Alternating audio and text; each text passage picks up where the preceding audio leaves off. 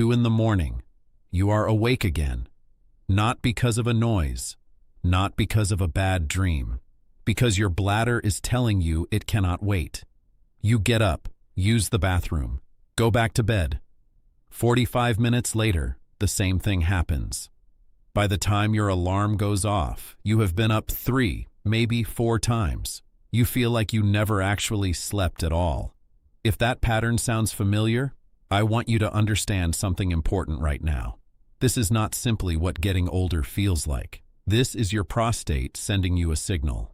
And the reason most men never receive the right response to that signal is not because the solutions do not exist. It is because the conversation that needs to happen in every doctor's office after 60 almost never actually takes place. My name is Dr. John Carter. I have spent over 2 decades working as a urologist, and in that time, I have sat across from thousands of men who came to me exhausted, frustrated, and resigned to the belief that disrupted sleep, weak urine flow, and constant urgency were simply the unavoidable price of aging. They were wrong.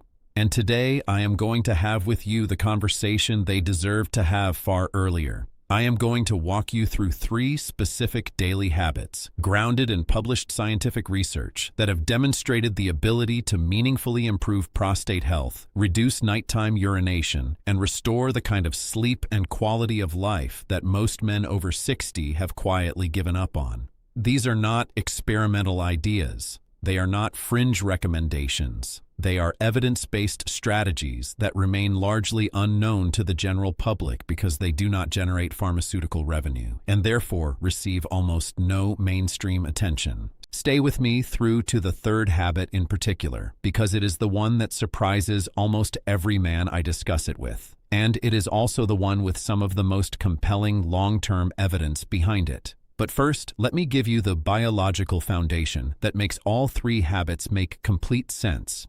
Think of your prostate as a small gland, roughly the size and shape of a walnut, positioned just below your bladder. Its anatomical relationship to the urethra, the tube that carries urine from the bladder out of the body, is the key to understanding everything that follows. The prostate does not simply sit near the urethra. It wraps around it, encircling it like a sleeve or a ring. Under the influence of natural hormonal changes that occur with aging, particularly shifts in the balance between testosterone and estrogen, and the accumulation of a hormone called dihydrotestosterone in prostate tissue, this gland begins to enlarge.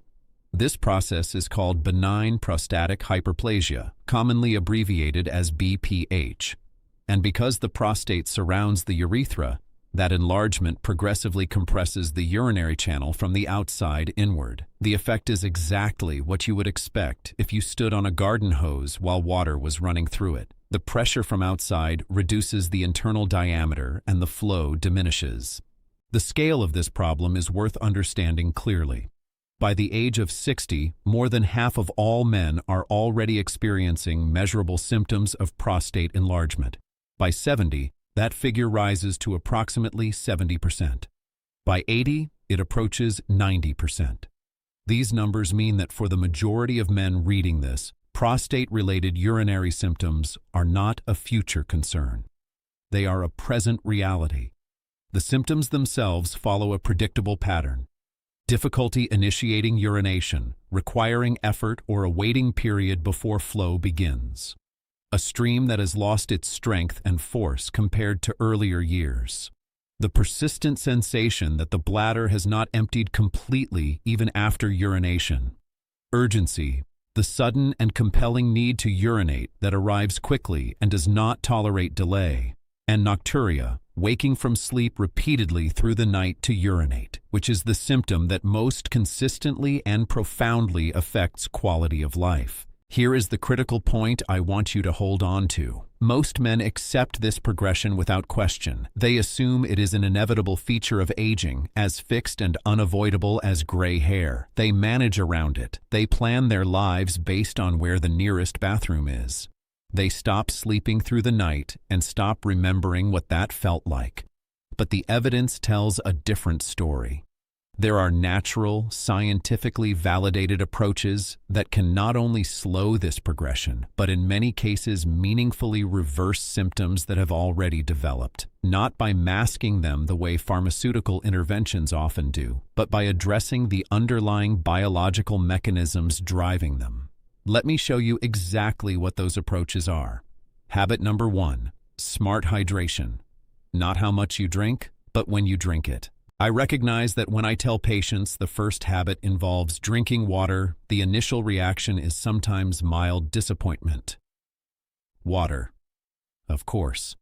That does not sound like a revelation, but I want to be very precise about what I am describing here, because the research behind this specific approach is considerably more compelling than the simplicity of the habit might suggest. This is not about drinking more water.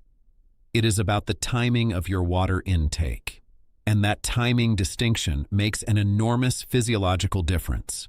Here is the mechanism that most people have never had explained to them. When you are not drinking adequate water throughout the day, your urine becomes progressively more concentrated. The kidneys, working to preserve fluid, remove as much water as possible from the filtrate before it reaches the bladder, producing urine with a high concentration of waste products, mineral salts, and metabolic byproducts. That highly concentrated urine is a direct chemical irritant to both the bladder wall and the prostate tissue surrounding the urethra. Chronic exposure to concentrated urine perpetuates the inflammatory state in prostate tissue. Inflammation, as we will discuss in the second habit as well, is one of the primary drivers of prostate enlargement and symptom progression. Adequate hydration keeps urine sufficiently dilute to reduce that chronic irritant load. But here is the timing element that transforms this from general hydration advice into a prostate-specific strategy. Your goal is to front-load your fluid intake.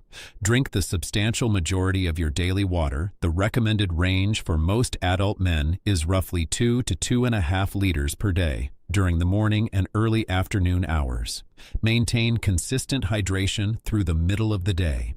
Then, beginning around 6 in the evening, begin deliberately and significantly reducing your fluid intake. After that point, allow yourself small sips if genuine thirst demands it, but not full glasses of water, not cups of herbal tea, and absolutely not caffeinated or alcoholic beverages, both of which have additional diuretic effects that increase urine production independently of volume. The reason this works is straightforward once you understand the physiology. Fluid consumed in the morning and early afternoon is processed through the kidneys, cleared from the bladder through normal waking hours urination, and largely eliminated from the body before sleep. Fluid consumed in the evening, by contrast, arrives at the kidneys at exactly the time when your body is preparing for sleep, and when the natural nighttime suppression of urine production, driven by a hormone called vasopressin, is either already reduced by age or being actively overcome by continued fluid delivery. Research examining men who adopted this front-loaded hydration pattern found reductions in nighttime bathroom visits of up to 40% compared to men who continued drinking throughout the evening in their habitual pattern. 40%. For a man who was waking 3 or 4 times per night, that can mean the difference between fragmented, unrestorative sleep and sleeping through to morning with a single interruption or none at all.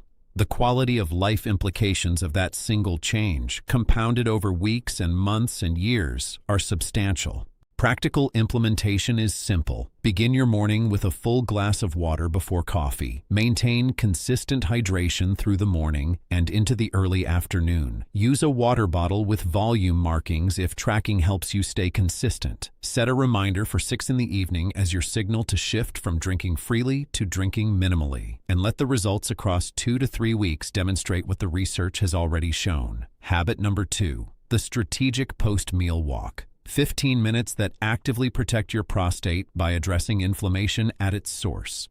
I understand that a short walk after meals sounds almost too simple to carry meaningful therapeutic weight. But the mechanism behind this recommendation and the evidence supporting it are both more sophisticated than the habit itself appears. Let me explain the biological chain of events. Every time you consume a meal, particularly one containing carbohydrates, your blood glucose level rises as those carbohydrates are digested and absorbed into the bloodstream. The magnitude and duration of that rise, called the postprandial glucose response, varies considerably depending on what you ate, how much you ate, and critically, what your body does in the period immediately after eating. Physical movement, even at a low intensity, activates skeletal muscle cells in a way that dramatically increases their uptake of glucose from the bloodstream, in a process that operates independently of insulin. Your muscles essentially become glucose-absorbing engines the moment they begin contracting, pulling circulating blood sugar into the cells where it is burned as fuel. A short walk after eating engages the large muscle groups of the legs and core, producing a rapid and meaningful reduction in the postprandial glucose spike that would otherwise occur. A study published in the journal Diabetes Care, examining the comparative effectiveness of different walking strategies, found that 3 15-minute walks taken after each major meal produced more effective blood glucose control throughout the day than a single 45-minute walk taken at one time. The distribution of the activity across the day, timed to coincide with the periods of highest blood sugar, was the key variable. Now, the critical question for our purposes is this: what does blood glucose management have to do with prostate health? The answer is that it has everything to do with it, through the mechanism of chronic inflammation. Repeated postprandial blood glucose spikes, occurring multiple times daily over years and decades, generate a sustained pro-inflammatory state throughout the body. Elevated glucose promotes the production of advanced glycation end products, compounds that damage proteins and cellular structures throughout the body. It activates inflammatory signaling pathways, including nuclear factor kappa B, which drives the production of inflammatory cytokines. And it promotes insulin resistance over time, which further amplifies the inflammatory cascade. Modern research in urology and prostate biology has established that chronic systemic inflammation is one of the central drivers of benign prostatic hyperplasia. Inflammatory cells infiltrating the prostate gland promote the growth factors and hormonal signaling that cause prostatic tissue to proliferate. The more chronically inflamed the systemic environment, the more aggressively the prostate tends to grow, and the more severe the associated urinary symptoms tend to become. By taking a short walk after each meal and blunting the blood glucose spikes that drive that inflammatory cascade, you are not simply benefiting your metabolic health in a general sense. You are specifically and mechanistically working against one of the primary biological drivers of prostate enlargement. The walk does not need to be fast. It does not need to be far. A relaxed, comfortable stroll of 10 to 15 minutes around the block after lunch and after dinner is sufficient to produce the glucose dampening effect that translates into downstream anti-inflammatory benefit. This is an investment of 20 to 30 minutes per day, divided across 2 periods, that works at the root cause of the problem rather than managing its symptoms after the fact. For men who are already experiencing significant prostate symptoms, combining this habit with the hydration strategy from habit 1 begins to create a meaningful compounding effect. Less concentrated urine reduces the irritant load on the prostate. Reduced postprandial glucose spikes reduce the inflammatory environment that drives prostate growth. These two mechanisms reinforce and amplify each other. Habit number 3. Regular ejaculation as a form of natural prostate maintenance. The evidence from Harvard that most men have never heard. I want to approach this topic with the clinical seriousness and straightforward respect that it deserves. I am fully aware that for many men this subject carries a degree of discomfort or social awkwardness. But I also believe that you deserve to have this conversation presented to you honestly, in the same direct and factual way that any other evidence-based health recommendation should be presented. This is medicine. The evidence is real, and the potential benefit to your long-term prostate health is significant. Let me start with the research. In one of the most comprehensive long-term studies ever conducted on prostate health outcomes, researchers at Harvard Medical School followed over 31,000 male health professionals for a period spanning nearly 2 decades. Over that time, they tracked ejaculation frequency alongside outcomes including prostate cancer diagnosis. The findings, published in a peer-reviewed medical journal, were striking. Men who reported ejaculating approximately 21 times per month or more showed a risk of developing prostate cancer that was up to 33% lower than men who ejaculated significantly less frequently, specifically 4 to 7 times per month. A 33% risk reduction is not a marginal finding. In the context of prostate cancer, which is the most commonly diagnosed cancer among men in most developed countries, that magnitude of risk reduction from a non-pharmacological, zero-cost behavioral habit is extraordinary. And yet, it is a finding that the majority of men over 60 have never heard mentioned by their physician. Why does it work? The biological explanation is both scientifically sound and intuitively logical. The prostate gland is a secretory organ. Its primary function is the production of prostatic fluid, which constitutes a significant portion of semen volume and plays important roles in supporting sperm function. That secretory activity is continuous. The prostate is constantly producing and accumulating its secretions. When ejaculation occurs, those accumulated secretions are flushed from the glandular ducts through muscular contractions. When ejaculation does not occur regularly, those secretions stagnate within the gland. Stagnant secretions create an environment conducive to the accumulation of cellular debris, dead cells, crystallized compounds, and potential carcinogens that would otherwise be expelled. Over time, this accumulated material can promote the kind of chronic glandular inflammation that contributes both to benign prostatic enlargement and, according to the Harvard data, to increased cancer risk. Regular ejaculation functions as a mechanical cleansing cycle for the prostate. It expels accumulated material, refreshes the glandular environment, reduces the inflammatory burden within the tissue, and may reduce exposure of prostatic cells to potentially mutagenic compounds that concentrate in stagnant secretions. I want to address directly the aspect of this recommendation that I know creates some discomfort for men who are not currently in a sexually active relationship. The Harvard study data was explicit and clear on this point. The protective benefit was associated with ejaculation frequency itself, regardless of whether that occurred within a partnered sexual relationship or through masturbation. From a strictly biological and medical perspective, the prostate does not distinguish between the two.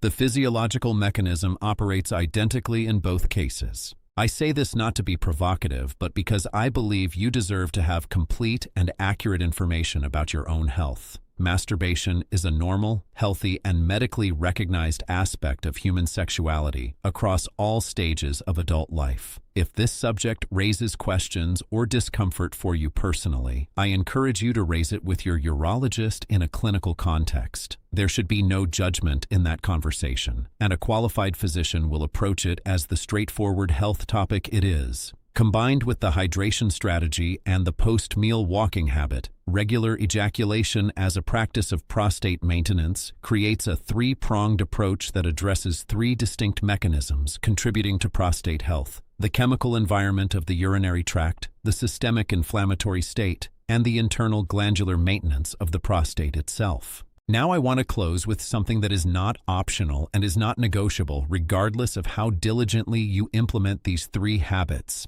Annual medical evaluation with your urologist after 60 is essential. PSA testing, the prostate-specific antigen blood test that screens for prostate cancer, and digital rectal examination, which allows your physician to assess the size, consistency, and contour of the prostate directly, are not procedures to be avoided or postponed. They are the most powerful tools available for early detection of prostate cancer. And early detection is the single factor that most dramatically improves treatment outcomes and long-term survival rates. The habits I have described today support and maintain prostate health through natural biological mechanisms. They are real, evidence-based, and meaningful, but they are not substitutes for professional medical monitoring. They work alongside that monitoring, not instead of it. Your prostate health is directly connected to your independence, your comfort, your sleep, your energy, and your confidence in moving through daily life without constant interruption and planning around bathroom access. It is connected to the quality of your relationships, your capacity for physical activity, and your overall sense of vitality. Men who take an active, informed role in managing their prostate health through evidence-based daily habits consistently report better outcomes than men who wait passively for symptoms to worsen and then seek reactive pharmaceutical or surgical intervention. You do not have to accept the progression you have been experiencing as a fixed and immutable feature of your future. The biology is responsive. The habits are achievable. The evidence is clear. Start today with the one that feels most immediately accessible. Build from there, and let your body show you what is possible when it receives the right inputs consistently over time. This is Dr. John Carter. Your health is the most valuable asset you will ever have. Invest in it accordingly. I will see you in the next one.